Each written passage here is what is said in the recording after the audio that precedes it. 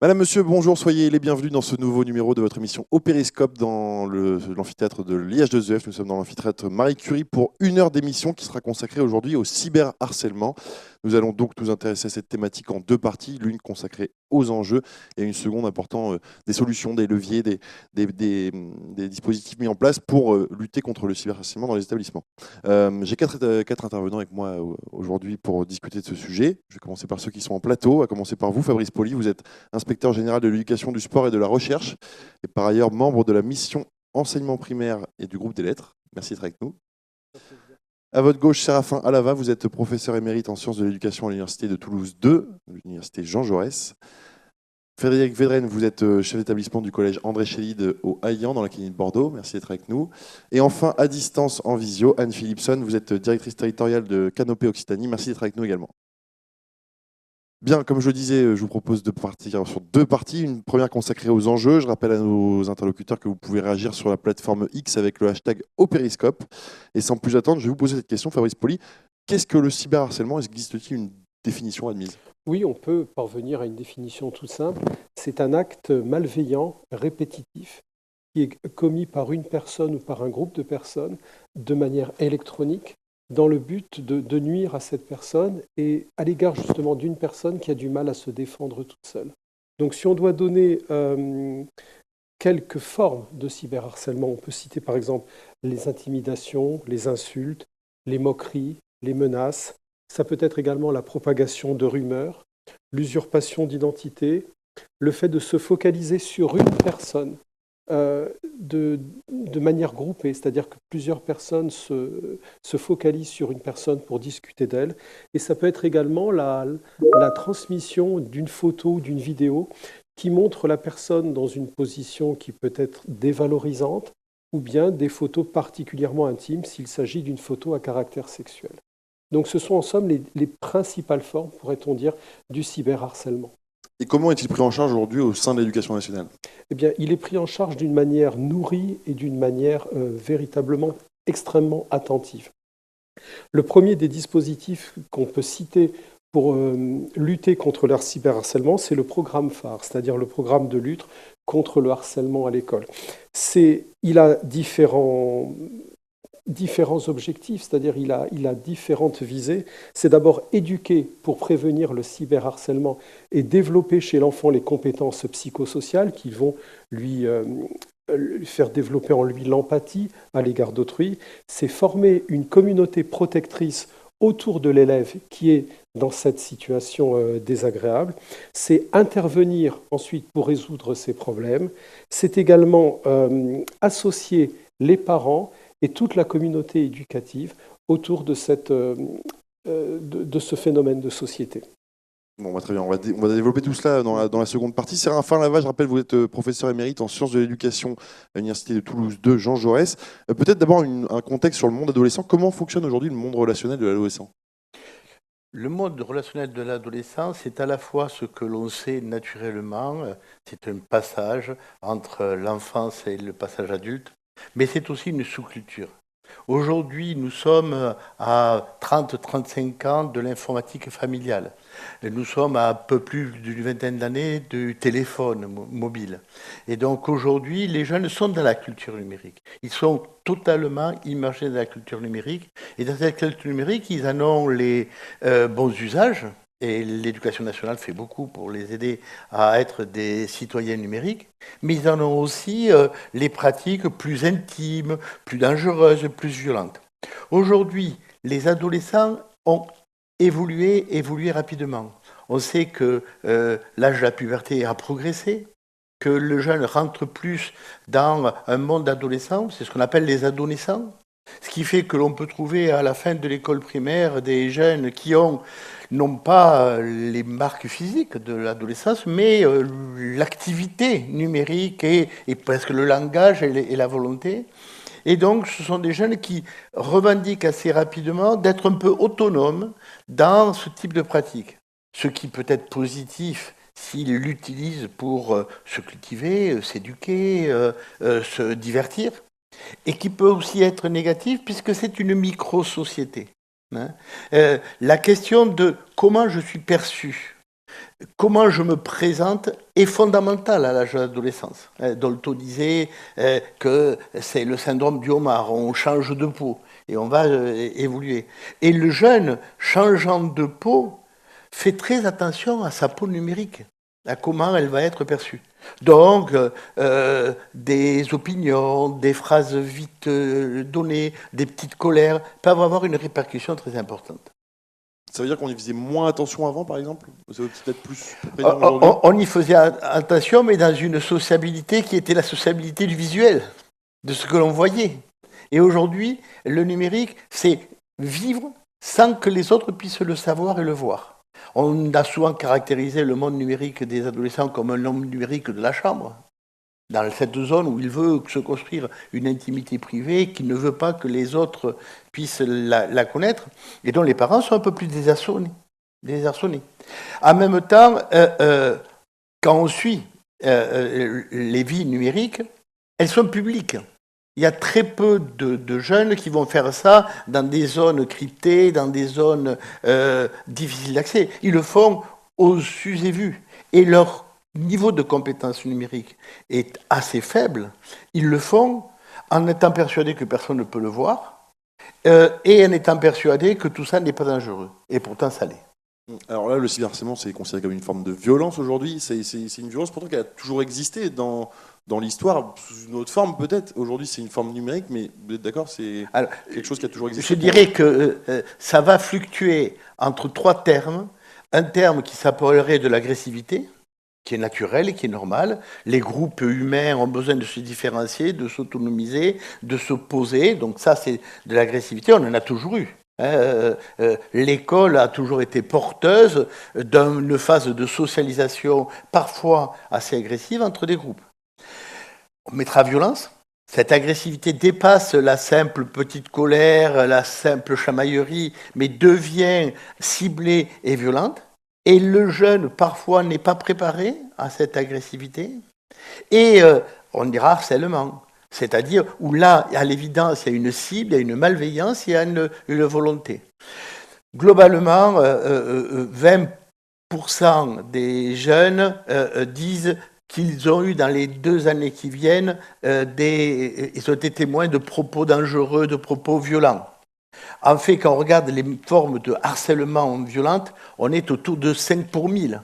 Donc il y a une grande différence entre ce que je peux percevoir comme désagréable et inintéressant, et ce que je peux percevoir comme étant vraiment un effet de victimisation de la personne, où la personne se trouve transpercée par des éléments qui sont malheureusement, et c'est le propre du monde numérique, malheureusement beaucoup plus violents que dans la vie réelle. Et donc du coup, oui, on peut considérer qu'il y a aujourd'hui une préoccupation assez forte sur ces phénomènes-là, comme il y a la nécessité d'une formation et d'un dialogue avec les élèves. Les enquêtes de victimisation montrent très bien que plus je vais sur le net, plus j'ai de chances d'être harcelé, moins je le repère comme étant un élément violent. Moins je vais sur le net, moins de chances je suis d'être harcelé, mais plus je vais percevoir un niveau de violence. Donc la parole, le dialogue est très important comme source de prévention primaire. Il faut parler dans les familles, il faut parler dans les établissements des mondes numériques. Et quelles formes de violence reviennent le plus souvent dans le cyberharcèlement ? Les formes de violence, globalement, ce sont les violences que mon collègue a dit, ce sont l'ensemble de ces éléments-là. Je mettrai en valeur 3 autres formes. Des formes de violence qui sont des formes discriminatoires.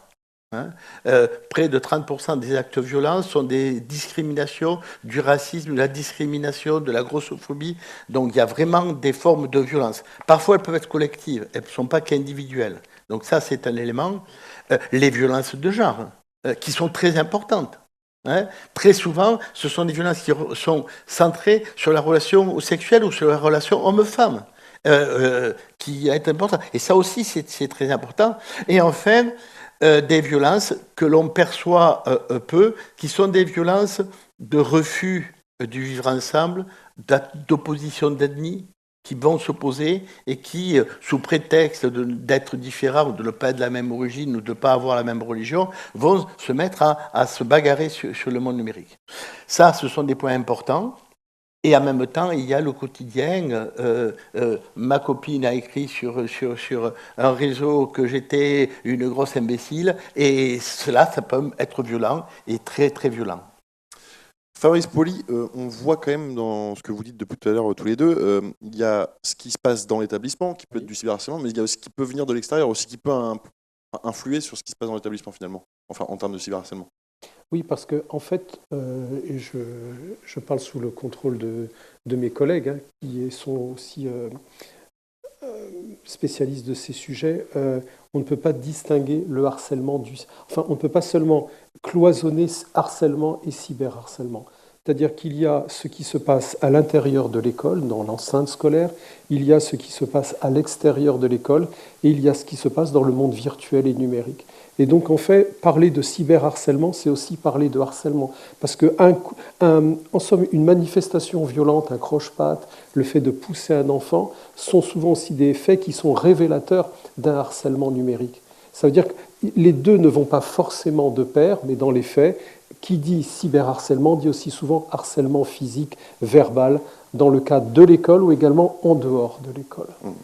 Très bien, je vous remercie pour cette introduction sur ces enjeux qu'on peut pointer autour du cyberharcèlement. Je vous propose de passer à notre deuxième partie qui va comporter des témoignages et surtout des leviers pour lutter contre le cyberharcèlement.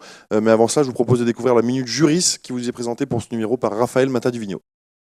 Les faits de harcèlement à l'école ne sont pas nouveaux, mais des événements récents et tragiques leur ont donné un retentissement important, notamment sur les réponses juridiques qui peuvent y être apportées. De nos jours, le harcèlement a débordé la cour de récréation et les murs de l'école pour gagner Internet et les réseaux sociaux et s'immiscer dans le quotidien de l'élève, email, blog, forum, jeux en ligne.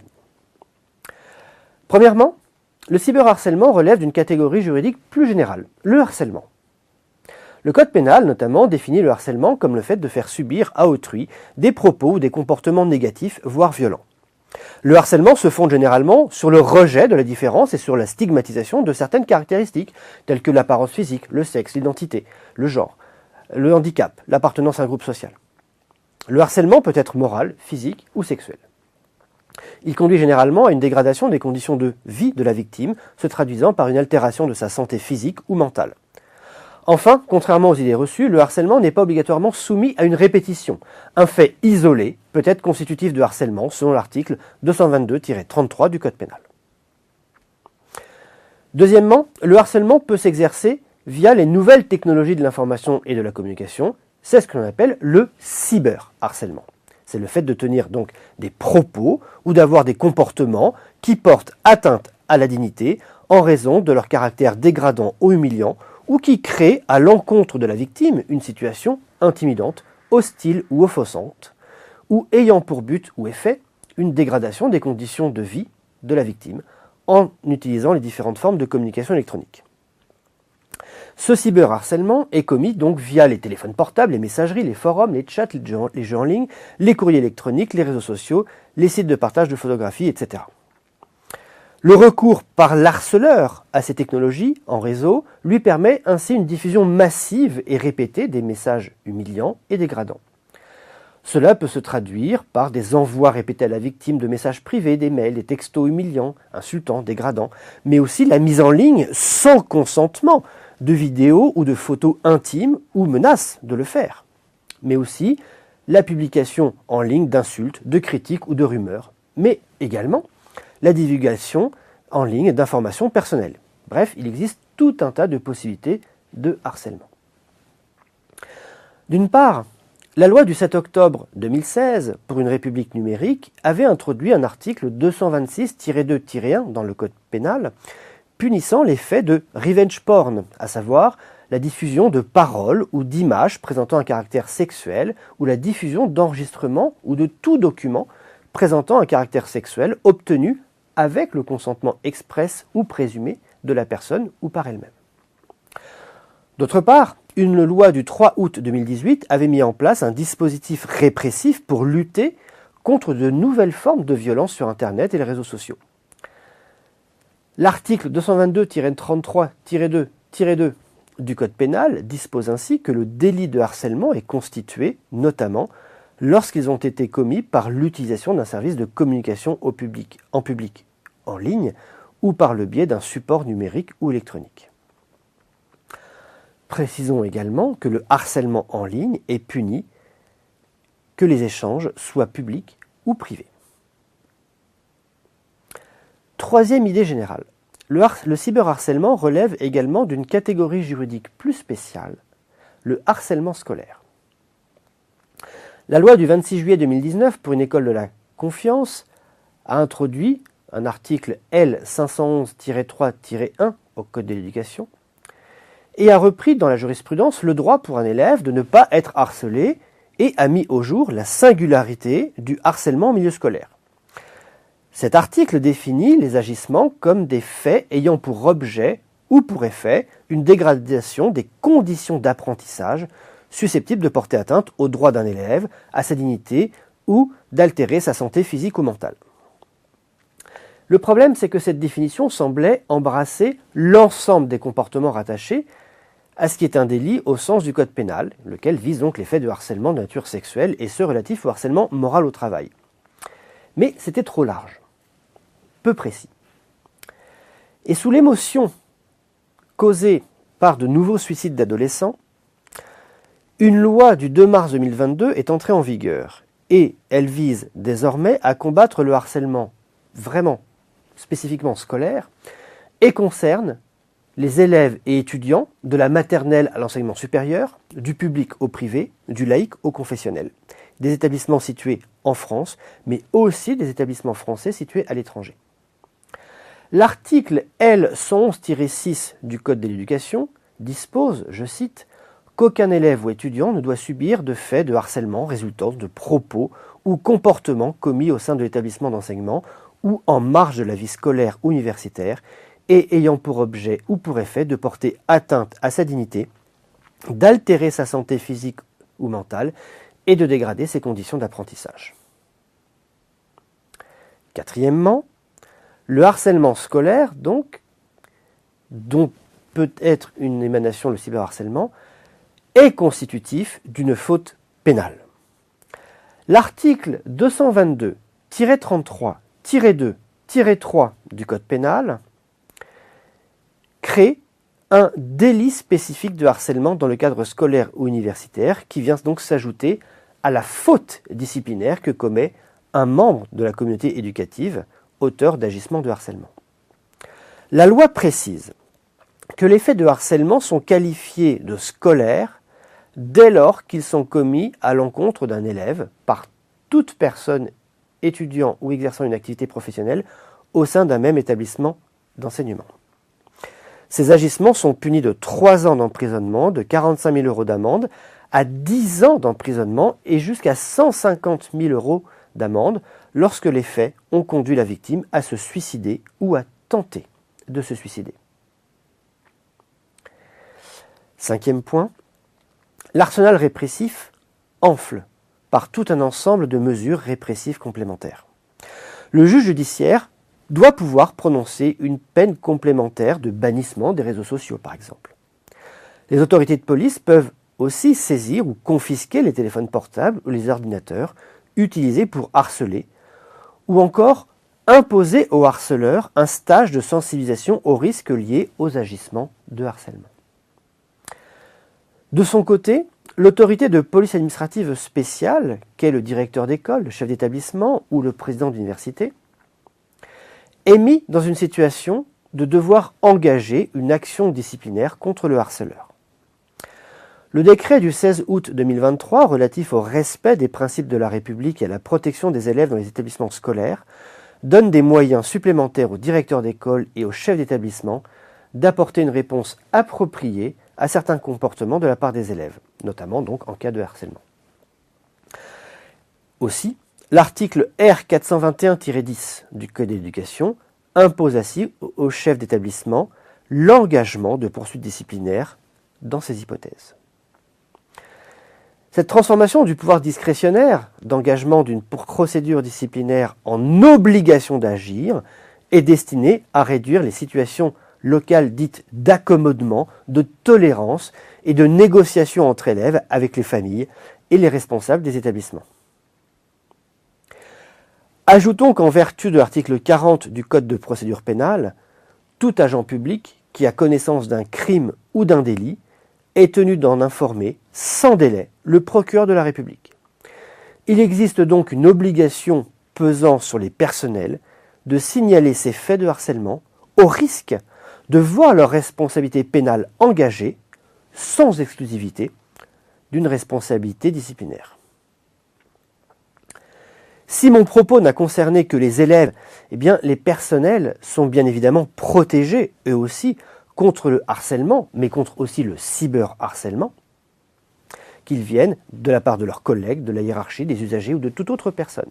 Ces faits relèvent, pour les personnels, tout autant du code pénal que de l'article L 133-2 du Code général de la fonction publique. Pour terminer, le cyberharcèlement n'est qu'une forme du harcèlement scolaire. Et en tout état de cause, il est puni par la loi. Merci Raphaël pour cette minute juriste. Je le disais tout à l'heure, on va passer à notre seconde partie consacrée donc au témoignage de nos 4 intervenants sur ce sujet du cyberharcèlement. Peut-être commencer avec vous, Anne Philipson, est-ce que vous m'entendez bien ? Oui, je vous entends très bien. Parfait. Alors Anne Philipson, peut-être au regard de ce qui a été dit en propos introductif, est-ce que vous partagez cette vision de nos 2 intervenants et comment aujourd'hui faire face à ce cyberharcèlement au sein de l'établissement ?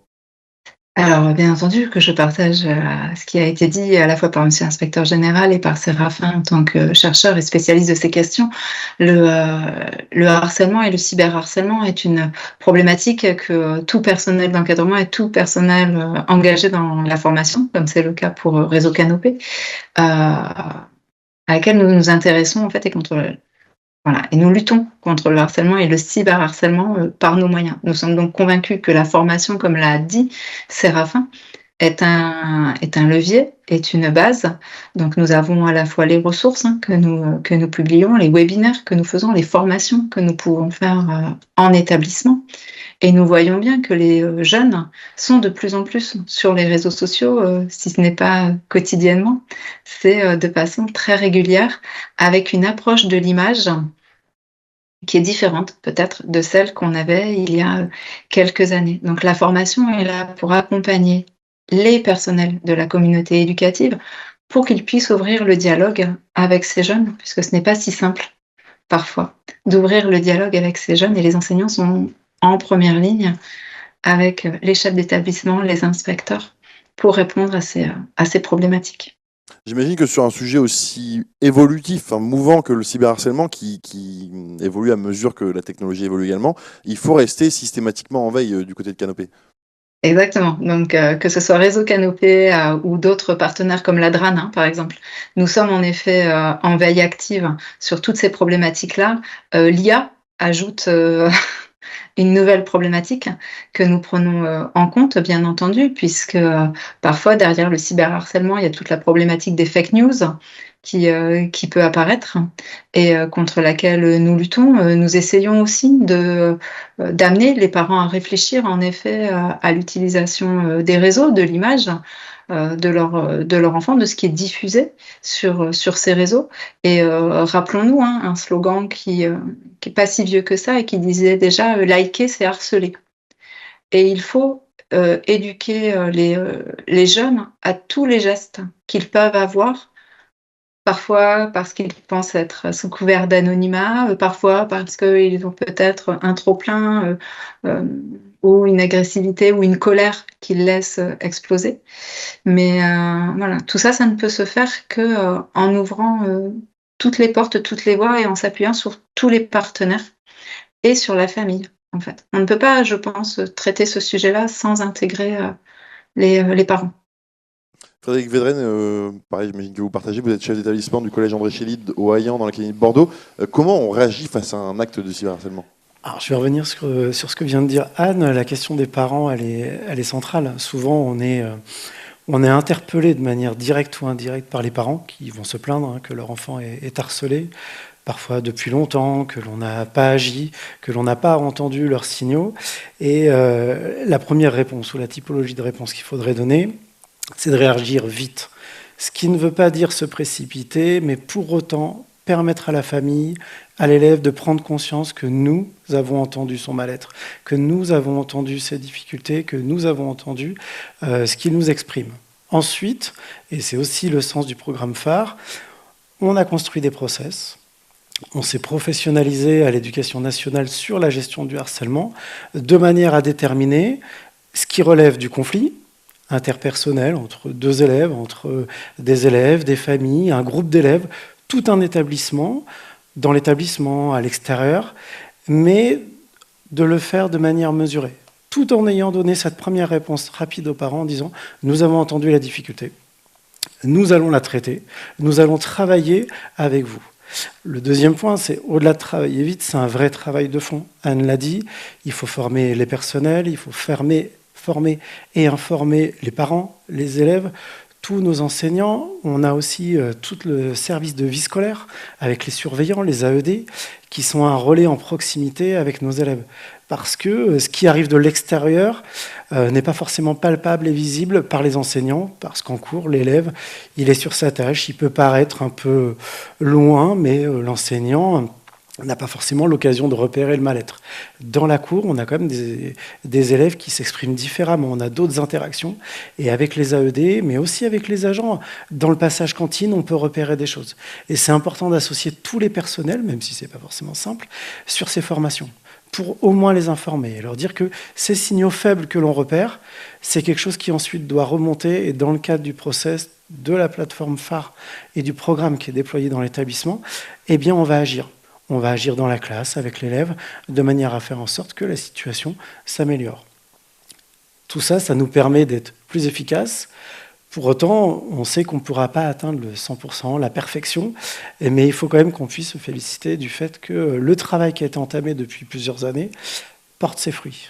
Les ambassadeurs, tout ce qui est journalisation autour de ce programme porte ses fruits.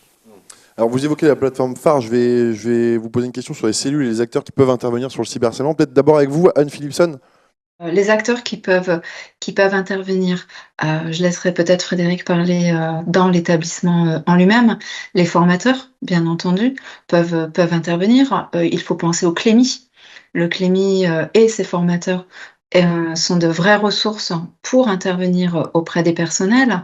On peut intervenir au sein des collectivités pour former aussi les personnels du périscolaire dans le premier degré, parce qu'il faut penser pas simplement aux enseignants, il faut penser aussi aux autres personnels sur l'ensemble des temps de l'enfant.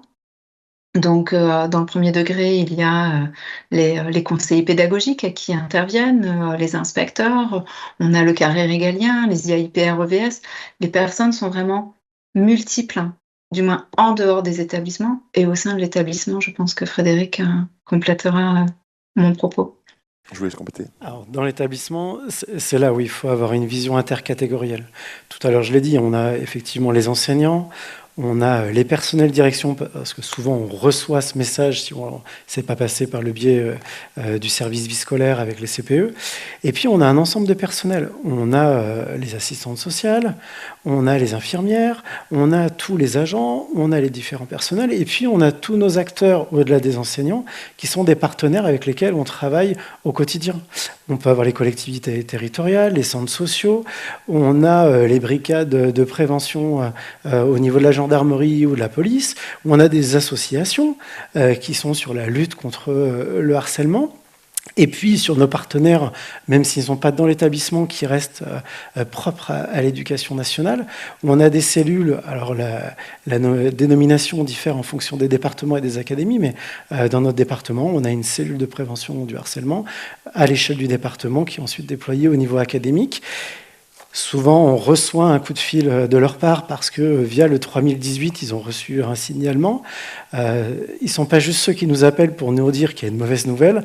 Ce sont aussi des collègues, CPE, chefs d'établissement, qui sont là pour nous aider, pour nous donner un avis, des conseils. Ils ont de l'expérience. Ils ne traitent que des cas de harcèlement à caractériser ou pas. Et ils sont vraiment des repères pour nous. J'ai l'habitude, malheureusement, je vais dire, d'échanger souvent avec eux. C'est toujours quelque chose de très profitable. Ils sont aussi à l'interface avec la famille. Ça permet d'avoir une autre vision. Ça permet d'expliquer à la famille qu'effectivement, ce que fait l'établissement, c'est correct. Voilà, tout est fait correctement. Ce qui ne veut pas dire que ce qu'ils vont entendre va leur plaire, mais pour autant, ce qui est mis en œuvre dans l'établissement doit permettre normalement de répondre à l'obligation de moyens pour lutter contre le harcèlement. Fabrice Poli, je vous voyais acquiescer.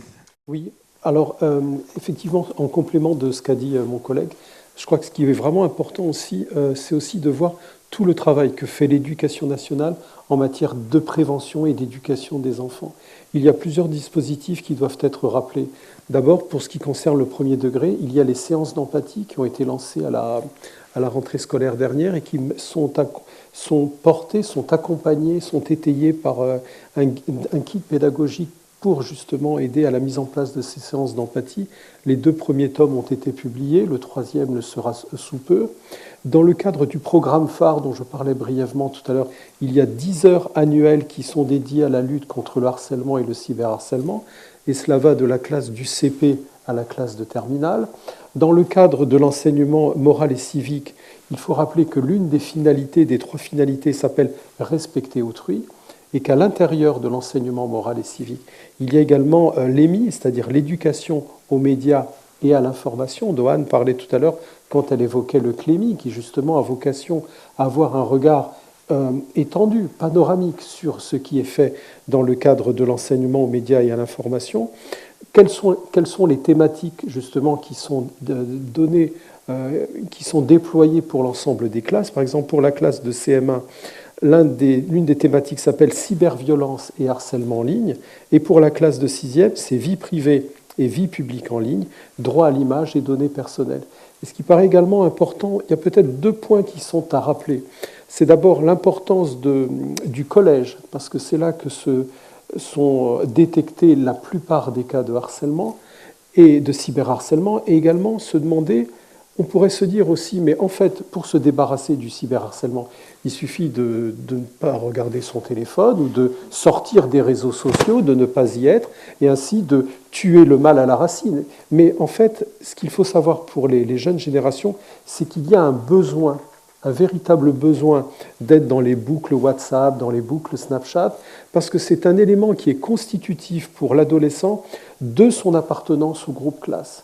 Et un élève qui ne serait pas admis dans un groupe ne se sentirait pas pleinement membre d'une classe. Et je me souviens d'un échange avec un interlocuteur qui me disait « Le fait de savoir ce que l'on dit d'eux, pour les adolescents, est plus important que de ne pas le savoir et donc d'être absent des groupes. » C'est-à-dire, il préfère à la rigueur, enfin la formulation est peut-être maladroite, mais il préfère savoir ce que l'on dit d'eux et donc potentiellement en souffrir plutôt que de ne pas le savoir. Et donc, pour les gens de notre génération, il est important de connaître cette dépendance, en somme, aux réseaux sociaux. Voilà, c'est vraiment un élément qui, et encore une fois, mes collègues, Anne ou mes collègues, mes voisins, pourront compléter ce point-là. Justement, Séraphin Alva, peut-être en complément de Fabrice Poli, on évoque voilà, la présence d'actes de cyberharcèlement au collège, mais est-ce qu'on doit s'attendre à l'avenir, pourquoi pas, à ce que ça descende en grade et que ça vienne carrément à l'école avec des usages de réseaux sociaux qui seraient encore plus juvéniles, si je puis dire? Alors, c'est une évidence, hein, et c'est déjà présent, même si le collège reste une étape importante. Pourquoi? Parce que le monde numérique s'étend, que l'achat d'un portable est maintenant de plus en plus tôt, CM1, CM2, que la vie sociale est avec une vie numérique, et on le sait. On sait comment les enfants arrivent à avoir un téléphone portable en disant à papa et maman, mais comme ça, vous pourrez me prévenir si vous êtes en retard. Et ils savent très bien que comme ça, ils vont avoir le téléphone. Donc ça va progresser. Et si je peux me permettre, par rapport aux acteurs, je voudrais faire un peu un point par rapport à quelque chose qui me semble fondamental, qui souvent est l'objet de conflits. C'est l'alliance obligatoire nécessaire entre les parents et les enseignants et les chefs d'établissement. Pourquoi? Parce que si nous, on se met comme citoyen et quand on voit quelqu'un qui enfreint la loi, on veut vite qu'on l'arrête et qu'on le fasse. Mais l'État, il a ça à faire. Mais il a aussi à penser que ça soit fait avec justice. Et donc, l'enseignant, le principal, le CPE vont agir rapidement, mais sans empressement, parce qu'ils doivent faire. Ils ont 3 principes. Le premier principe, c'est celui de protéger. Le deuxième, d'instruire pour que justice soit faite. Et troisième, parce que c'est de l'éducation nationale, et c'est pas autre corps, penser que tout ça reste éducatif, même ce que l'on va dire à la personne qui est agresseur. Et du coup, ça demande du temps. Pour résoudre ce temps qui peut être une angoisse par rapport aux parents, parce qu'on ne fait rien, qu'est-ce qu'ils font? Il faut dialoguer. Il faut dialoguer, il faut prendre le temps de dialoguer et prendre le temps de l'amener. Il faut penser que dans le cyberharcèlement, une très grosse partie de ce qui se passe ne se passe pas dans l'établissement. Ça se passe la nuit entre 22h et minuit. Et donc, qui est là au matin au réveil? Le parent qui peut commencer à dialoguer avec son enfant et qui peut commencer à le faire. Même si on sait que les jeunes auront tendance très majoritairement à en parler à leurs copains et pas à en parler à leurs parents. J'allais vous dire, de se livrer à ses parents, aujourd'hui, c'est pas forcément évident. Voilà. Donc, du coup, il faut construire, elle est construite, mais il faut que les parents qui s'inquiètent se rassurent qu'ils aillent dialoguer avec les chefs d'établissement pour faire cette alliance, pour montrer qu'on va agir avec fermeté, mais on va aussi agir avec éducation. Alors, on l'a déjà évoqué. Oui, vous vouliez compléter peut-être? Non, oui, je pense, lorsque Séraphin parlait des intervenants, enfin je pensais à un dispositif qui est en œuvre aux États-Bals, donc en Estonie, en Lettonie et en Lituanie, qui consiste à mettre dans les groupes WhatsApp des adultes, aussi paradoxal que cela puisse être. C'est-à-dire, par exemple, dans les classes, ça peut être un professeur qui fait partie à son tour du groupe des enfants, des élèves, ou même ça peut être un membre des forces de l'ordre. Alors, ça peut paraître choquant, on pourrait se dire, mais les enfants ne vont rien dire, ils vont se censurer, ou alors ils vont créer une boucle parallèle afin d'échanger librement. Eh bien non, il semblerait qu'assez vite, à partir du moment où cet adulte se tait et n'intervient pas, que les enfants, les adolescents oublient presque sa présence, peuvent se livrer à leurs échanges, et la présence de cet adulte, elle est là justement pour intervenir lorsqu'on sent venir un début de dérapage. Donc effectivement, Séraphin parlait de la famille, mais il y a aussi tous ces adultes qu'on peut placer, en somme, qui peuvent aussi intervenir. Voilà. Alors justement, on l'a déjà évoqué plusieurs fois depuis tout à l'heure, enfin, j'en ai à tour de rôle parlé, mais comment et par quel biais surtout aborder aujourd'hui le cyberharcèlement dans les établissements? Comment s'adresser aux jeunes? Quels sont les leviers? Qui peut en parler? Peut-être d'abord Frédéric? Alors pour revenir sur ce qu'ont pu dire les collègues, la question d'éducation de nos élèves, des parents, elle est vraiment centrale. Les parents arrivent en disant mon enfant est victime de harcèlement, je veux que l'autre élève soit sanctionné. Voilà, ils veulent une exclusion, ils veulent que l'autre élève change d'établissement. Nous, notre objectif, il est que cet élève comprenne son erreur pour ensuite ne pas la reproduire. Exclure un élève par conseil de discipline pour qu'ensuite il n'ait pas compris et que ça se reproduise n'aurait strictement aucun intérêt.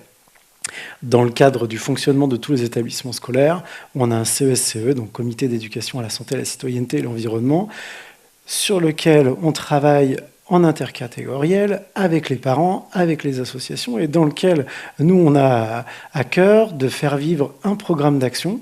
Et là, on va revenir sur le cœur de métier des personnels, notamment les enseignants, sur de la pédagogie. Qu'est-ce que l'on fait pour apprendre aux élèves à reconnaître les situations de harcèlement ? Qu'est-ce que l'on fait lorsqu'on est un témoin, lorsqu'on est témoin d'intimidation, quand on est témoin parce qu'un camarade vient nous dire qu'il est embêté sur les réseaux sociaux? Et puis, on peut aller plus loin. On peut aussi déjà expliquer quels sont les types de sanctions que l'on vient prendre. Les parents assimilent sanction d'un chef d'établissement avec une exclusion. Mais on n'a pas que ça dans le registre. On peut avoir un avertissement. on peut être sur quelque chose de pédagogique sur lequel on va refaire basculer l'élève d'une posture d'intimidateur à devenir ambassadeur, par exemple. Lui dire, voilà, par ton comportement, tu as voulu régler un conflit, tu t'y es mal pris. Maintenant, tu sais exactement ce que peuvent vivre les autres personnes, puisque tu leur as fait subir. Tu es donc aussi en capacité de repérer ces choses-là. Et quand on a déjà expliqué avant aux élèves, à leur famille, au personnel, que être l'auteur de faits de harcèlement ou d'être un témoin qui n'a rien dit peut entraîner telle et telle conséquence, ça permet aussi de travailler le jour où on annonce aux parents et à l'élève la sanction. Et bien tout simplement, en amont, ils savent déjà qu'ils risquent ça, et ça permet de travailler sur l'acceptabilité et donc aussi sur l'efficacité des sanctions. Le travail dans le CFCE, ça permet aussi de voir de manière globale. Les besoins ne sont pas les mêmes en 3e qu'en 6e. Effectivement, les élèves arrivés en 6e, ça fait rigoler les parents d'élèves à la réunion des futurs parents de 6e au mois de juin, quand je leur dis que Pronote ne nécessite pas obligatoirement un téléphone portable.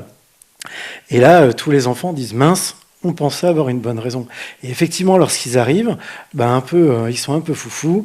Ils veulent tous faire des groupes WhatsApp ou Snapchat pour leur classe. Et puis c'est là de la 6e, oui, il y en a déjà avant, mais là, ça devient un phénomène, presque un rituel de passage lorsqu'on arrive au collège. Donc on a des besoins en 6e qui sont différents dans 5e. On a d'autres addictions qui vont se mêler. Sur des élèves plus grands, 4e, 3e, on a des questions aussi sur égalité filles-garçons qui vont apparaître, sur la question du consentement, sur la e-réputation de certaines filles qui sont devenues faciles, alors qu'en fait, elle a juste discuté avec un garçon à la cantine. Mais un tel va dire sur tel réseau social qu'il l'a vu, qu'elle s'est prise en photo en maillot de bain. Enfin, voilà, tout peut aller très très vite avec les réseaux sociaux. Et puis effectivement, tout ça, il faut le programmer, il faut que ça soit clair, que ça soit cohérent, il faut une progressivité pour les élèves. Il faut que les élèves aussi le sentent, que tous les ans, on ne fait pas la même intervention, juste parce qu'on a coché la case que nous demande le corps d'inspection sur les 10 heures. Non, en fait, on essaie d'apporter des enseignements, de la pédagogie pour répondre à des besoins. Et ça se travaille de manière locale. La population du collège André Chédid n'est pas celle d'un autre établissement. On a tous des publics qui sont différents, avec des besoins différents et un contexte local différent. Voilà. Et parmi les autres acteurs, peut-être qui peuvent intervenir au sein de l'établissement, on évoquait peut-être tout à l'heure la gendarmerie, est-ce qu'il y en a d'autres qui peuvent venir faire de la pédagogie autour de ce cyberharcèlement ? Alors, chez nous, on a fait venir plusieurs acteurs. Donc, on a la BPDJ qui vient pour des actions de sensibilisation sur le cyberharcèlement, avec 2 visions, vous voyez, en fonction de l'âge. Un sur la présentation de ce qui peut être fait et comment on peut agir. Et une deuxième intervention qui est plutôt sur le côté sanction. Voilà, pour essayer de leur faire prendre conscience de ce qui peut malheureusement les attendre, parce qu'en fonction de l'âge, les faits reprochés et la gravité éventuellement aussi des faits et de l'impact que ça a, doit être pondéré. Dans d'autres établissements, on a fait intervenir, j'ai en mémoire Elian Potier, un président d'association sur la lutte contre le harcèlement, qui est venu présenter son exemple en fait de vécu, lui par rapport à une orientation sexuelle, de personnes qui a été harcelées. Donc lui, c'était un travail en fait sur le rôle des témoins, tout simplement. Comment on identifie, qu'est-ce que c'est que du harcèlement, comment ils le vivent, et puis il le dit avec ses mots. Enfin, on est sur un jeune adulte qui le dit avec des mots qui n'ont pas la même portée que celui d'un enseignant. Pour avoir été enseignant, quand on parle harcèlement, même si j'ai des enfants qui sont avec le même âge que ceux de mes élèves, c'est pas la même chose. Et si je viens le dire en tant que chef d'établissement, c'est pas la même chose. C'est le principal qui vient nous parler et nous faire éventuellement la morale. Et puis après, on a, nous, nos partenaires locaux. On a 2 centres sociaux avec lesquels on travaille, notamment aussi sur les mesures de responsabilisation, qui viennent travailler parce que les élèves, lorsqu'ils sortent du collège, sont toujours des élèves. Lorsqu'ils vont au centre social, qu'ils font des activités, qu'ils sont dans l'espace jeune, ils restent les mêmes, ils côtoient parfois d'autres personnes, mais bien souvent ils côtoient les mêmes élèves de leur, on va dire de leur quartier. Et on a besoin de travailler avec eux parce que eux, ce qu'ils voient, ce qu'ils perçoivent, ils peuvent le travailler différemment sur des projets artistiques. Voilà, il y a plein de choses qui peuvent être faites. Il faut vraiment penser de manière systémique tous les personnels peuvent être associés. Chez nous, on a aussi un groupe de parole qui est amené avec le centre social et l'infirmière. On a l'assistante sociale qui voit les élèves. On a la psy-UN, conseillère d'orientation, qui, au travers de discussions sur d'autres thématiques, va être un partenaire pour aider les élèves, les accompagner, permettre de libérer la parole. Et puis, je vous l'ai dit tout à l'heure, hein, il y a les enseignants qui sont clés, mais vraiment les personnels de vie scolaire, ils doivent être formés pour arriver à être un relais, être en proximité. Ils ont un autre statut vis-à-vis des élèves. Et puis un complément sur la formation des personnels. Cette année, sur l'Académie de Bordeaux, il y a une formation qui a eu lieu sur la santé mentale. Très rapidement, le cyberharcèlement, on va rebasculer sur la santé mentale. Des élèves qui sont absentéistes, qui sont apathiques en cours, qui vont demander à aller à l'infirmerie, qui vont avoir des micro-retards, qui vont traîner dans les couloirs, qui vont pas vouloir aller en EPS parce qu'ils ne veulent pas se montrer quand on fait acrosport. Voilà, il y a plein de petits indices, et ça, il faut acculturer l'ensemble des personnels pour que chacun, avec ses petits signaux faibles, puisse les repérer et faire remonter la situation pour qu'on puisse la traiter le plus rapidement possible. Mais est-ce que ces signaux faibles sont caractéristiques du cyberharcèlement, ou est-ce qu'ils ne peuvent pas être justement assimilables à d'autres... Ça peut être harcèlement, cyberharcèlement. Certains signaux faibles peuvent être aussi sur un mal-être plus profond ou lié au contexte familial. J'ai envie de dire, c'est pas grave si on traite le mal-être dans sa généralité, c'est pas bien grave. L'idée, c'est quand même que l'élève sente que l'établissement a pris la mesure de sa difficulté, lui permettre d'avoir un lieu dans lequel il peut se confier. On a des personnels qui sont soumis à une confidentialité. Voilà, il peut le dire en toute confiance. S'il y a des faits qui sont graves, ils seront traités au regard de la loi qui nous oblige. Mais voilà, il faut que les élèves aient cette occasion. Et pour moi, on doit avoir une attention particulière auprès de tous les élèves. Mais souvent, quand on a ce mal-être, on peut avoir des choses qui sont dans le caractère familial, mais on va souvent aller sur du harcèlement, du cyberharcèlement, ou alors à une moindre échelle, tout simplement un conflit, et qui peut se régler dans le bureau de la CPE. Deux élèves qui se prennent la tête, entre guillemets, et ça peut leur peser, parce qu'ils croisent un élève toute la journée. Et ça, il faut quand même qu'on le traite, nous. Oui, Séraphin, là-bas. Juste, si on regarde les actes qui sont vraiment spécifiques au cyberharcèlement, c'est toute la production de vidéos, d'images fausses qui visent à se moquer, à produire des effets collectifs de groupe ou à lancer des rumeurs. Et là, on va avoir la photo prise dans un coin où, comme le collègue le disait, un garçon discute avec une fille et on va rajouter une légende. Mais aujourd'hui, avec l'intelligence artificielle, on arrive à faire des images qui ont tout à fait l'aspect de la vérité.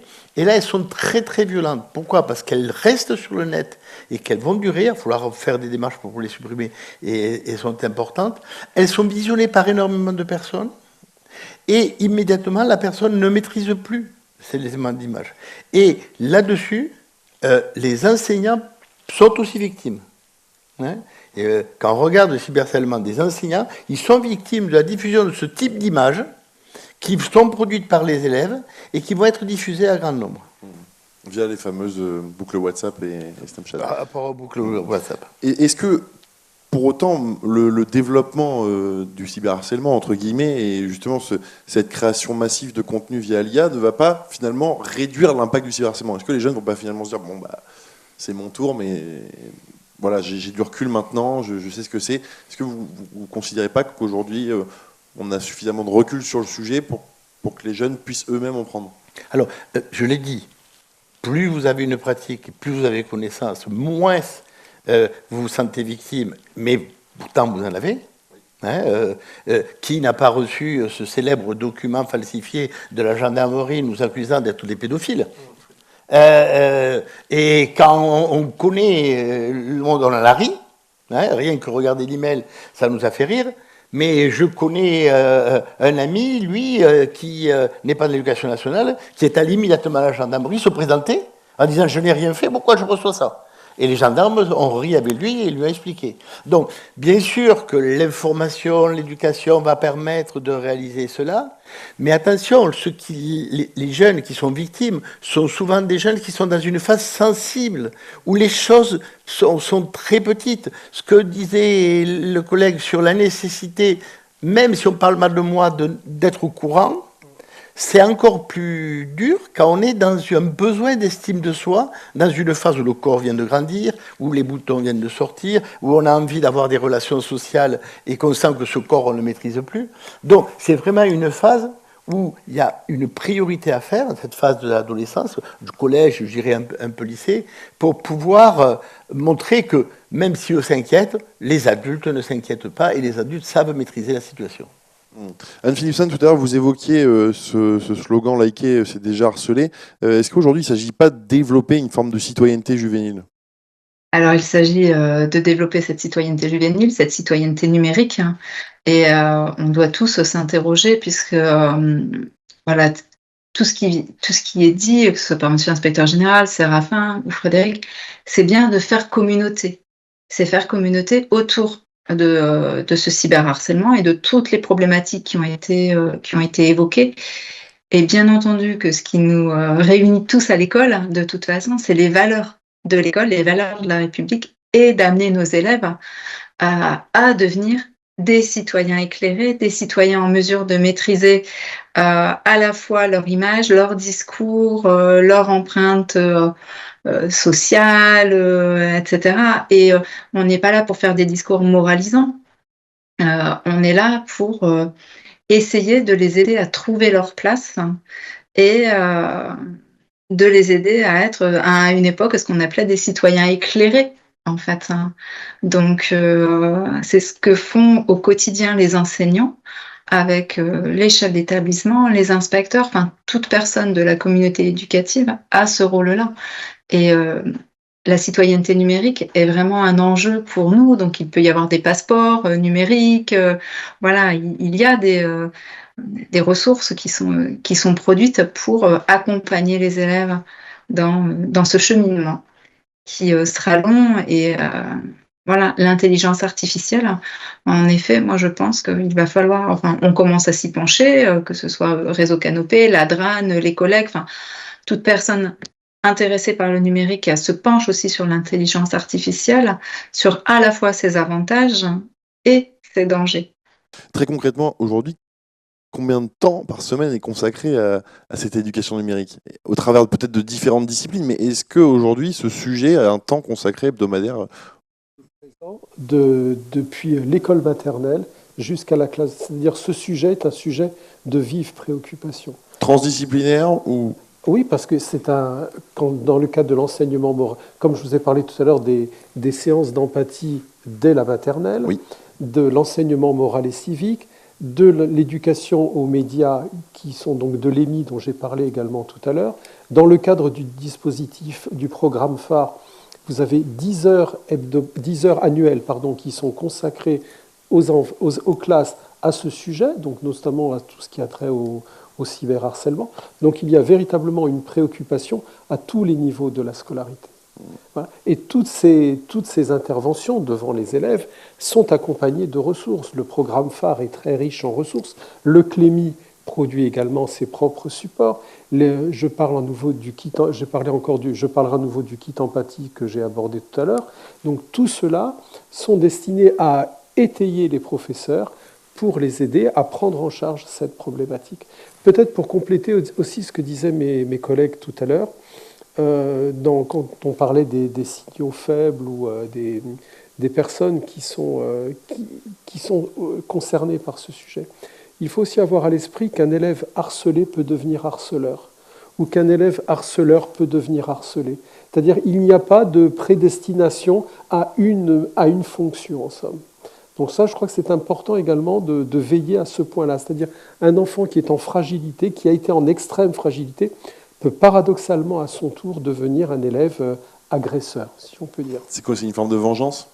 Non, c'est une réponse...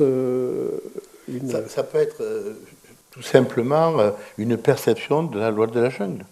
je suis harcelé, je vais prendre la position inverse, comme ça va me défendre et pouvoir le faire.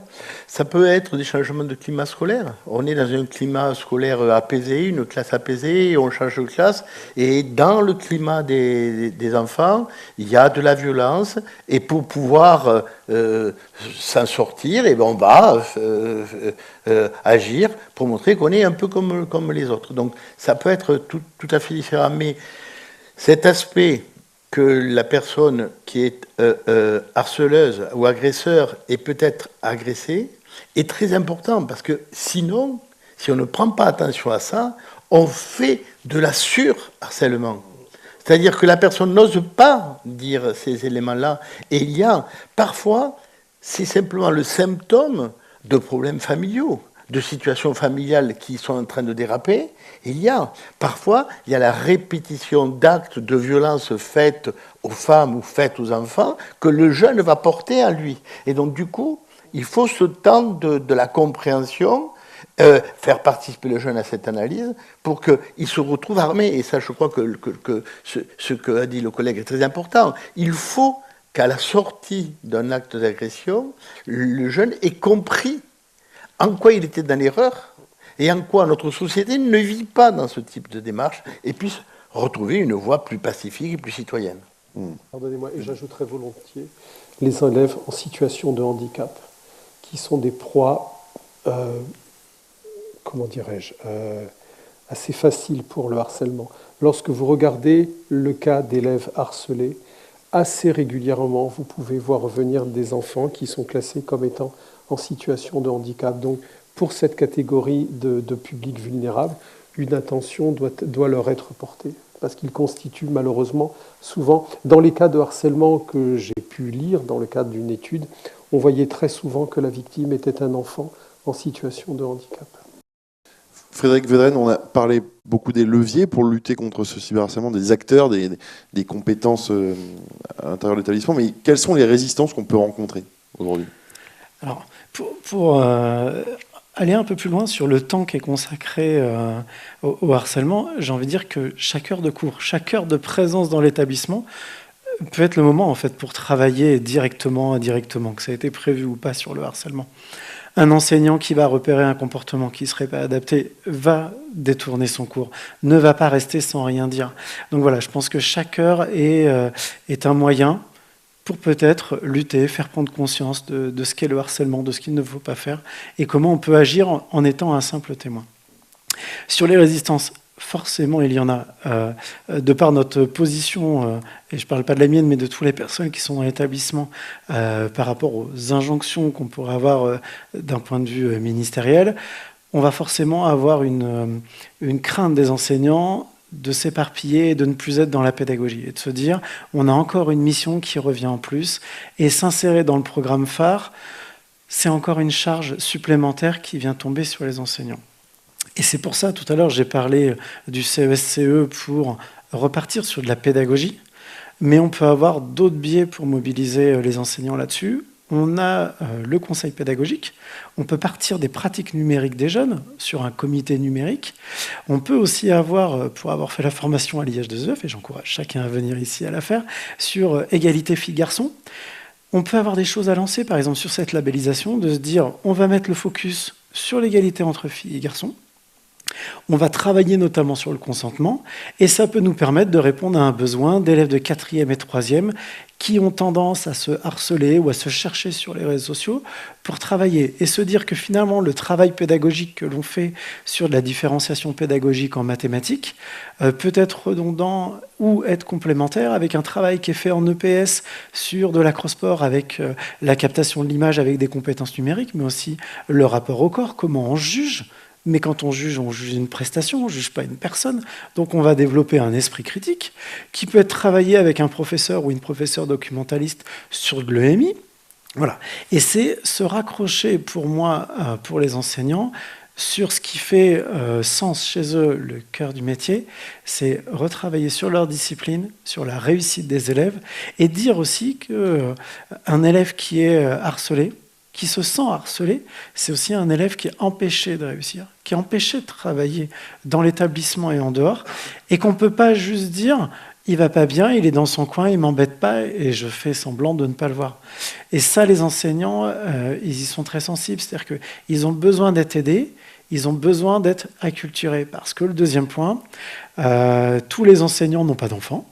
Certains ont des enfants qui sont très grands, qui sont plus tout à fait concernés par ça, et parfois ils ont du mal en se disant, voilà, mais l'application dont il parle, j'en ai aucune idée. Ten, la dernière application pour faire un espèce de talkie-walkie, voilà, quand j'en ai parlé à des enseignants, ils me disent, ah, mais moi je ne connais pas. Donc voilà, ils ont besoin d'être acculturés. Et ça fait partie des résistances, de se dire, mais moi je ne suis pas compétent, je ne sais pas gérer. Pour autant, les enseignants, ils ont une vraie capacité à faire preuve de pédagogie comme d'autres personnels.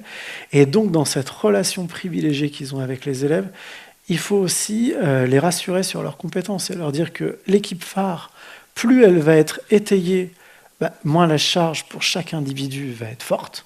Voilà. Et qu'ils ont tout à fait les compétences. Cette année, j'ai changé d'établissement. Et bien tout simplement, quand on a fait les premiers entretiens, je leur ai dit, on va les faire ensemble. Vous n'allez pas être parachuté tout seul à faire un entretien avec quelqu'un qui est suspecté de harcèlement. Donc voilà, il faut rassurer.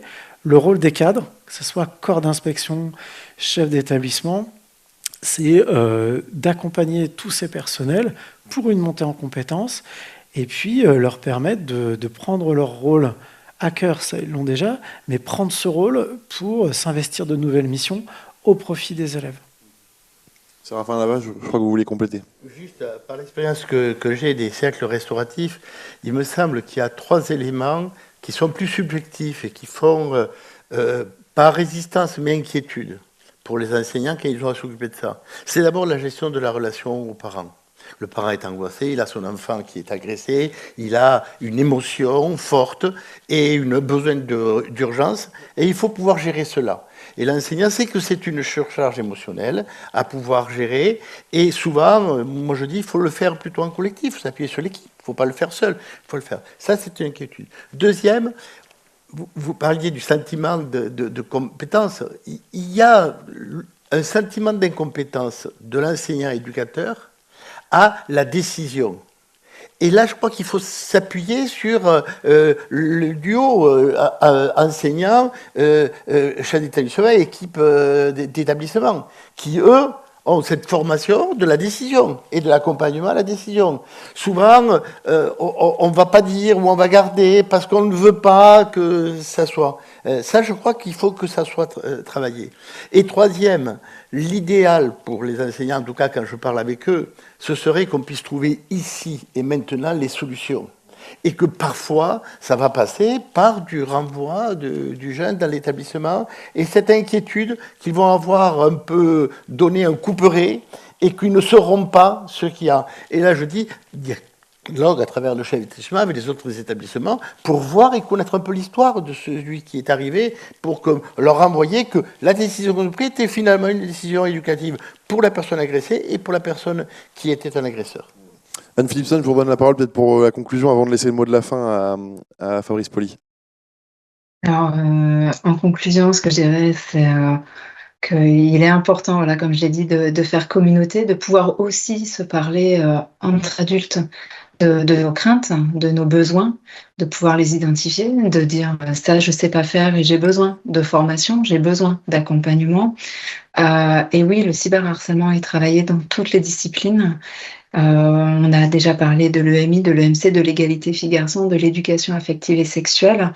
Ce n'est pas forcément quelque chose en plus, hein, c'est juste quelque chose qui est transversal, qui fait partie de notre société et avec laquelle il va falloir apprendre à évoluer, lutter contre. C'est notre rôle et je crois que nous en sommes tous convaincus, nous tous acteurs de l'école, en tout cas, et chacun à notre place, nous souhaitons pouvoir y participer. Merci Anne Philipson. Fabrice Poli, peut-être en synthèse de cette émission d'1 heure. Je rebondirai volontiers sur ce que vient de dire Anne à l'instant, lorsqu'elle a parlé notamment de l'éducation à la vie sexuelle ou à la vie affective. C'est-à-dire on pourrait dire que le cyberharcèlement, il est intrinsèquement polymorphe. C'est-à-dire que le cyberharcèlement, ça peut toucher également à l'intime ça touche à la personne, ça touche à sa croyance, à ses croyances, à sa religion, à son aspect physique. Et donc, il y a énormément de facteurs.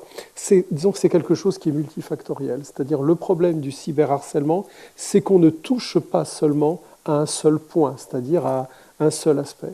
Et je crois également, un autre point qui me paraît important, c'est, je crois qu'il faut aussi faire, les mots sont importants et l'éducation est vraiment centrale, parce que vous avez des élèves qui sont harceleurs sans avoir conscience qu'ils le sont. Et bien faire comprendre à un enfant que se moquer, ce n'est pas la même chose que harceler. Et vous pouvez avoir des enfants qui de bonne foi vous disent « mais non, oui, je regrette, je me suis moqué d'un camarade ». Non, c'est-à-dire qu'il y a dans l'échelle de gravité, la moquerie n'est pas le harcèlement. Voilà. Merci, ce sera le mot de la fin. Merci beaucoup Fabrice Pauly en tout cas d'avoir été avec nous. Vous êtes inspecteur général de l'éducation, du sport et de la recherche, membre de la mission enseignement primaire et du groupe des lettres. Séraphin Alavin, vous êtes toujours professeur émérite en sciences de l'éducation à l'université de Toulouse 2 Jean Jaurès. Frédéric Védrenne, vous êtes chef d'établissement du collège André Chédid au Haillan à Bordeaux, dans l'académie de Bordeaux, pardon. Et enfin, Anne Philipson, vous êtes directrice territoriale Canopée Occitanie. Merci d'avoir été avec nous tous les quatre. On va se quitter avec la Minute Biblique qui vous est présentée par Sylvaine Paul, qu'on découvre tout de suite en images. Merci Marc-Antoine et un très grand merci à vous quatre chers invités qui nous avez fait l'honneur de prendre part à cette émission. Nous voici donc déjà à la deuxième Minute Biblique de la saison. Cette émission est consacrée au cyberharcèlement. Commençons déjà par aller sur le site EduScol où l'on trouvera un grand nombre de ressources concernant les problématiques de violence, du harcèlement, des usages du numérique. Focalisons-nous pour l'heure sur la page consacrée au CPS, les compétences psychosociales, chez les élèves avec la publication d'un kit d'accompagnement pédagogique qui est destiné aux enseignants qui souhaitent mettre en place des séances d'empathie. Ce kit se compose de 3 livrets et sont consacrés à la connaissance de soi. Dans le volume 1 paru en janvier 2024, on met l'accent sur l'auto-évaluation positive. Dans le second, qui est lui paru en février 2024, on met l'accent sur ses buts personnels et le renforcement de son attention. Le volume 3, quant à lui, n'est pas encore paru à ce jour et il abordera la résolution de problèmes de façon créative et efficace. Sur le site éducation.gouv.fr, sur la page Non au harcèlement, sont listés les différents guides pédagogiques des campagnes de lutte contre le harcèlement. Je vous invite à télécharger celui consacré à la prévention et à la cyberviolence entre élèves. Il donne des chiffres qui résultent d'études, des définitions, et il a pour but de permettre aux équipes éducatives de mieux connaître les phénomènes de cyberviolence, d'entreprendre des démarches de prévention, d'assurer la prise en charge des élèves victimes et d'aider à mettre en œuvre des mesures visant à faire cesser ces actes. Sur le site de Réseau Canopée, plusieurs ressources sont proposées sur la thématique du cyberharcèlement. La page Stop au cyberharcèlement propose par exemple des ressources bibliographiques ou issues de la collection Canotech. Il propose également un parcours de formation accessible sur la plateforme Magister. Cyberharcèlement en 3 étapes, comprendre les caractéristiques du cyberharcèlement, accompagner les situations et prévenir le phénomène. Ce parcours a été réalisé par Christian Budex et Stéphanie Miro et il est édité par Canopée. On ne le présente plus quand il s'agit d'éducation aux médias. Le site du Clémy abonde de ressources sur la thématique de l'utilisation du numérique et des réseaux sociaux et bien entendu sur le cyberharcèlement. Nous retrouverons ainsi les aventures de la famille tout écran. Un autre site également spécialisé dans l'éducation au numérique, c'est bien sûr Internet sans crainte, où là, ce sont Vince et Lou qui nous informent. Des fiches conseils sont également à disposition des parents, des enfants et des équipes éducatives. Je vous propose également la lecture d'un ouvrage de Bérengère Stassin qui est paru en juillet 2019 et disponible au format EPUB chez C&F Éditions. Cyberharcèlement, sortir de la violence à l'école et sur les écrans.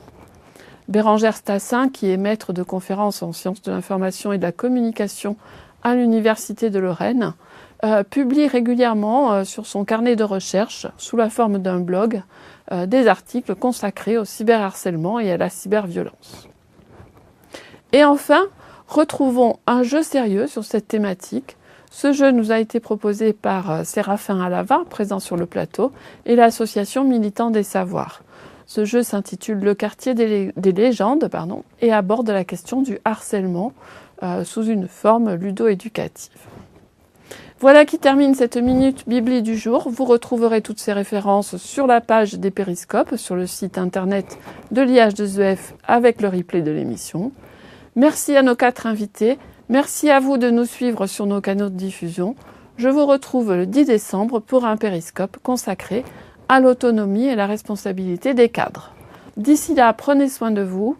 Marc-Antoine, c'est à vous pour le mot de la fin. Je vous dis à très bientôt. Merci beaucoup Sylvaine, ainsi s'achève cette émission numéro 2 de notre saison 2024-2025 de nos émissions au Périscope. Je vous donne rendez-vous le 10 décembre prochain pour un nouveau numéro consacré à l'autonomie et à la responsabilité des cadres. D'ici là, vous pouvez regarder cet épisode en replay sur YouTube et sur le site de l'IH2EF et bien sûr réagir aux propos de nos intervenants sur la plateforme X avec le hashtag au Périscope. Belle journée à tous et à très bientôt.